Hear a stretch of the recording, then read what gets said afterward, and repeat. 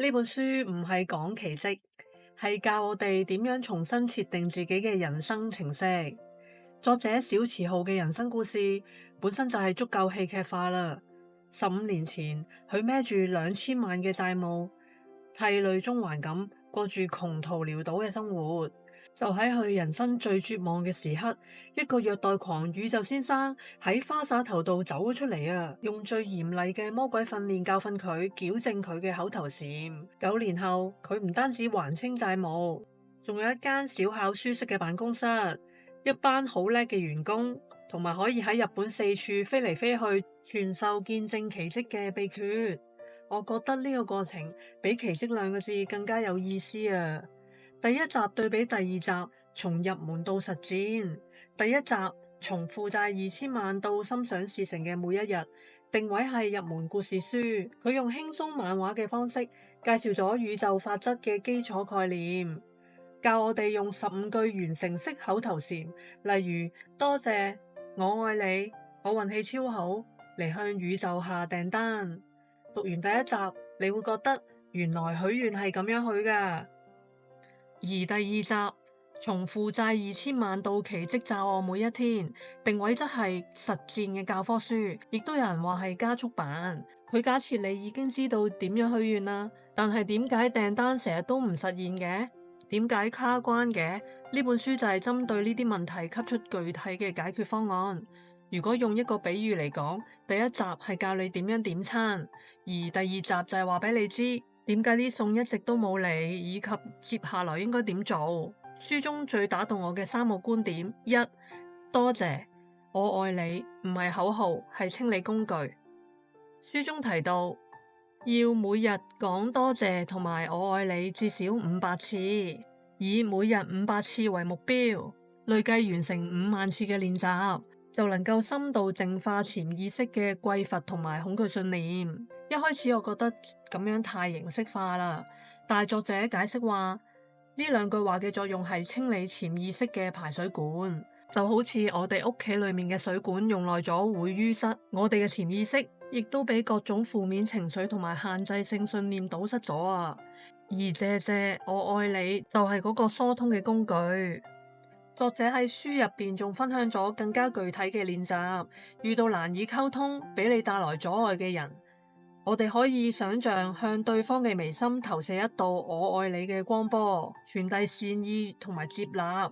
呢招我愛你光波雖然聽起來有啲怪，但係據說可以化解大部分嘅人際矛盾。我哋試着喺生活中實踐，遇到塞車嘅時候講，被老闆話完嘅時候講，甚至睇到啲唔喜歡嘅新聞嘅時候，都喺心裏邊講。神奇嘅係，當我持續咁樣做，嗰啲原本讓我煩惱半天嘅事情，真係變到冇咁困擾我喎。而正啊，我嘅願望就嚟實現啦，將一切導向正面。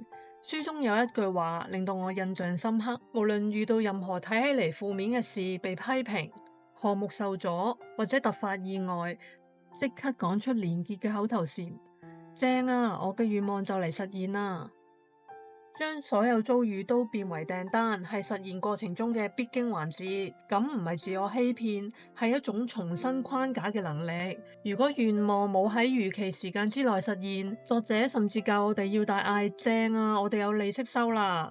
相信宇宙會為遲咗嘅訂單付利息，支付遠超預期嘅利息。3、事先付款嘅金錢觀。第二集嘅進解方法係我覺得全書最顛覆嘅概念，亦都係第二集比第一集更深入嘅地方。作者提出所有嘅財富都係事先付款，意思係我哋要先讓自己處於一個已經擁有嘅狀態，宇宙先至會將對應嘅能量送到喺我哋面前。財源滾滾有2個要素，自己賺錢自己使。將錢花喺令到自己或者別人開心嘅地方，呢啲唔係叫我哋亂使錢，而係喺俾錢嘅時候要帶住喜悅同埋感激嘅心。作者提供咗一個非常具體嘅練習，花錢或者繳付賬單嘅時候，大聲嗌我俾得起，我超強，再補充一句多謝，慢慢行，記得帶啲朋友返嚟啊。收錢入賬嘅時候，逐張認真點。邊點邊講，歡迎返嚟啊！多謝晒，我愛你。點解要咁做呢？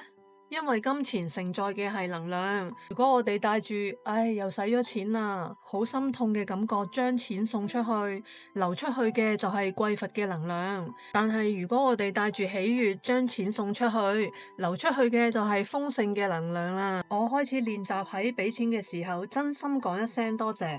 神奇嘅係，我對金錢嘅焦慮感真係降低咗啊！點解第二集對卡關嘅人特別有用呢？讀完兩本書後，我有一個深刻嘅體會。